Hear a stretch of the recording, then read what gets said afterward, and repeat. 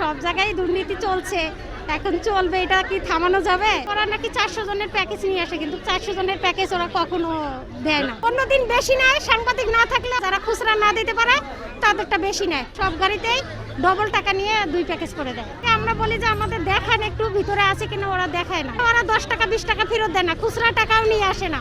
ওরা ওই 500 টাকা নোটই নিয়ে নেয়। আজকে 480 টাকায় নিচ্ছে। অন্যদিন বেশি নেয়, সাংবাদিক না থাকলে ওরা বলে চলে যায়, ওরা বেশি নিয়ে নেয়। ওই 10 টাকা 20 টাকা খুচরা দেয় না। হ্যাঁ, যারা খুচরা দেয় তাদের ঠিক আছে, যারা খুচরা না দিতে পারে তাদেরটা বেশি নেয়। আর টাকা যদি বেশি দেয় তাহলে 2টা করে প্যাকেজ, 100 টাকা বেশি দিলে 2 প্যাকেজ বেশি, একটা বেশি দেয়। হ্যাঁ, এটা তো আমরা দেখা যায়, আমরা তো হ্যাঁ বেশি গুলাই গাড়ি, হঠাৎ 2-1টা গাড়ি এরকম না, সব গাড়িতেই ডবল টাকা নিয়ে 2 প্যাকেজ করে দেয়। দেখা যায় যে ওরা নাকি 400 জনের প্যাকেজ নিয়ে আসে, কিন্তু 400 জনের প্যাকেজ ওরা কখনো দেয় না। কি বলবো, এখন ওরা একটু যদি দেখতো যে সাধারণ মানুষ, এত মানুষ এসে দাঁড়ায়, অনেকেই পায় না, অনেকেই পায়, বলে যে প্যাকেজ শেষ হয়ে গেছে।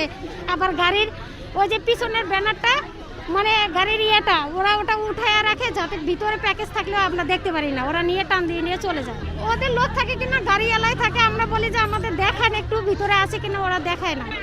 কি আর বলবো, এখন সব জায়গায় দুর্নীতি চলছে, এখন চলবে, এটা কি থামানো যাবে? থামানো যাবে না। এই বিষয়ে সরকার কি বলতে চায়?